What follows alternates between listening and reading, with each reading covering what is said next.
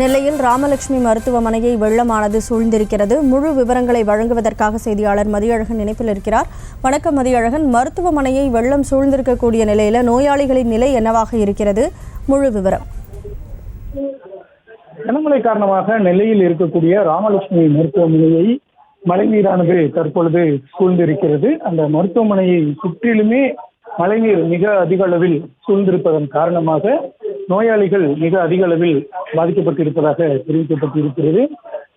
மருத்துவமனை உள் செல்லக்கூடிய வழி மற்றும் அனைத்து புறங்களிலும் மழைநீரானது மிக அதிக அளவில் சூழ்ந்திருக்கிறது. இதன் காரணமாக மருத்துவமனையில் இருக்கக்கூடிய நோயாளிகள் மிக அதிக அளவில் சிரமத்திற்கு உள்ளாகி இருக்கிறார்கள்.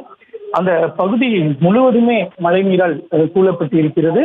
இருப்பினும் நோய் என்றும் அங்கு இருக்கக்கூடிய நோயாளிகளை அங்கு இருக்கக்கூடியவர்களை உடனடியாக வெளியேற்றும் பணியானது நடைபெற்று வருவதாகவும் தெரிவிக்கப்பட்டு இருக்கிறது. அந்த மருத்துவமனை வளாகத்தை சுற்றிலும் ஆறு போல மழை நீரானது மிக அதிக அளவில் தேங்கி இருப்பது அந்த மருத்துவமனையில் இருக்கக்கூடிய நோயாளிகளுக்கு மிகப்பெரிய பாதிப்பை ஏற்படுத்தி இருக்கிறது.